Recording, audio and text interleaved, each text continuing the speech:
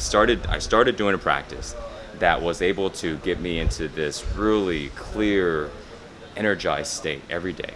But it was 4 hours long. And I had the time because I wasn't doing anything. I was just all into practicing. But then in my mind, I was thinking, okay, this works, but how do I condense this down? And What was the practice? The 4 hours one. so the 4 hours one, so I would start off, I would do this one circuit that was about 15 minutes long. It was a method that I learned from Master Stephen Ko.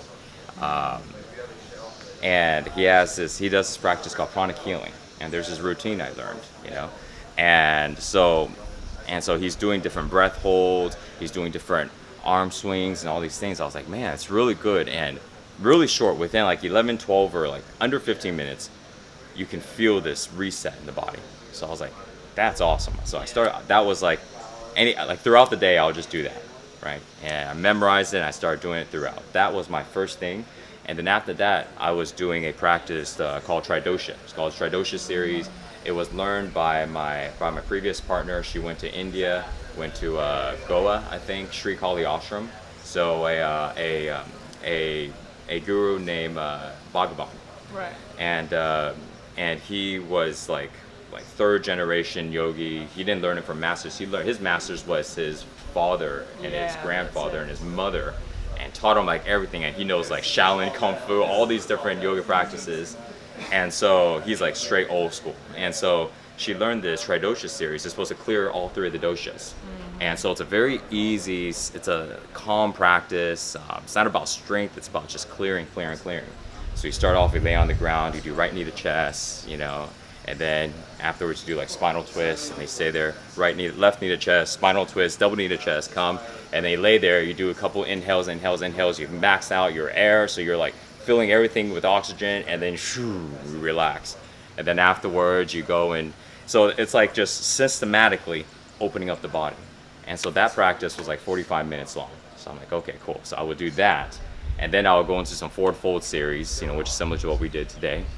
And then after that, I would go into plyometrics. So I'm like, okay. And I was like, so push-ups, handstand, pull-ups, all these things.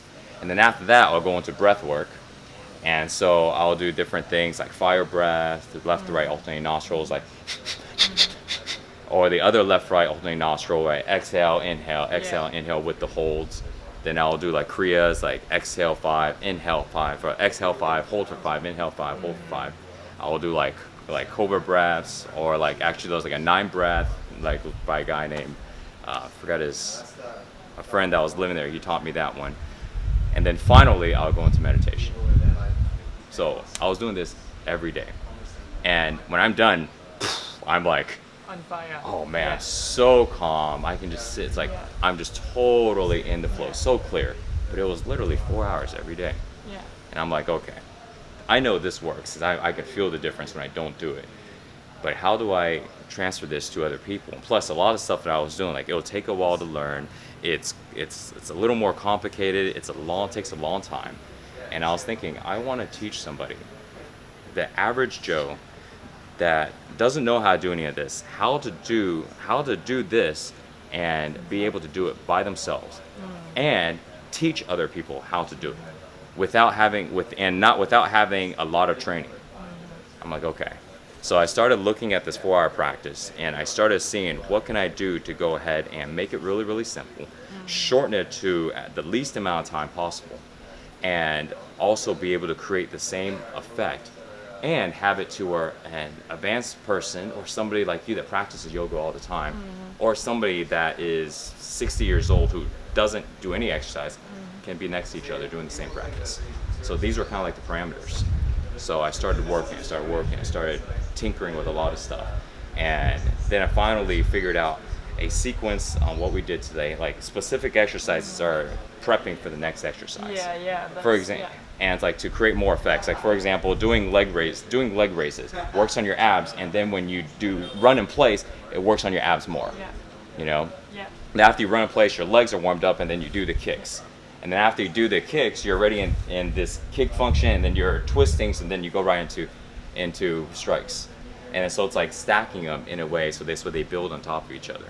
And then the same thing with the first sequence of first you do the tops to open up everything. Because let's say somebody's half asleep when they wake up. But then after you wake up everything, it's not fully awake. Maybe you're about 20%. Then you slap everything and you kind of wake up everything, but it's not stretched, it's just stimulated. But then the stimulation is kind of like a good start, but you're not fully stretched, you're not in really movement, you're just kind of like a little more stimulated, you feel this little buzz starting. And then we went from feet all the way up, and then we work our head all the way down. So we did all the stuff in the face, right? We did neck first, then face, drop down arms, chest, hips, moving all the way down, right? And then we finish up lifting it back up with power-ups, right? Through the dantian, so we open up the channel, and then we open up the throat, so this way it allows expression to come.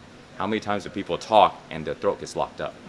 And how many times do people talk through the chest and not through the stomach?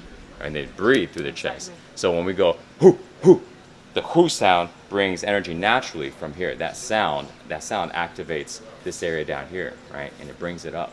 And then so we reach. So now the energy is back up. So we just kept circulating up and down. Then now that's back up, we go into part 2. So now we're doing strength. And so it took me a while to like figure out like, okay, putting these sequences. And the thing is like, this practice is constantly evolving. There's a principle that we teach, and it's called natural progression. And it's really simple. You don't worry about progressing. If you have the intention to progress, all you do is just do the action, do the practice, do the movements, and your body will naturally progress. Because when you do something, it gets easier and easier.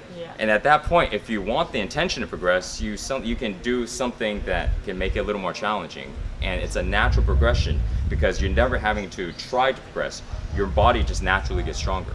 And with the intention to progress, now your movements evolve, and they continuously evolve, and they can evolve to the limit to where we want to go. And so this practice has been evolving over time, and what happens is my own personal practice that I do, sometimes I will do some extra moves, like for example the drop down arms. A lot of times people just kind of do this because they're still kind of working on the rhythm in their body. And then they go, okay, and they go, and they're kind of they're a little more stiff, but they're working on it. And then they're like, oh, okay, I could do this double bounce. So there's like a little more rhythm. Okay. And then afterwards, they can start to put in their hips. They're like, you see, and this is still the same movement. And then so it's like, so now when they're doing this versus this movement when they first started, it's the same movement, but it naturally evolves.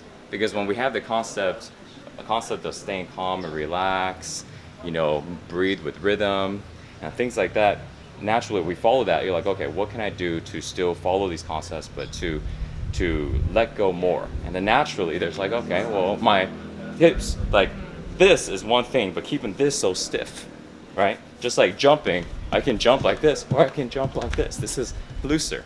Same thing, this is stiff, this is looser. So if I move my hips forward, naturally my knees move, and now my body drops down. So then now there's this natural movement in the hips. So then now it's like we don't ever go against the grain with our body. We just go with what feels natural. But maybe for somebody's mechanics, like that doesn't feel good. Okay, cool, they don't have to do it. Maybe they do something else. But naturally we start to let our bodies kind of guide us into being more fluid, being more mobile.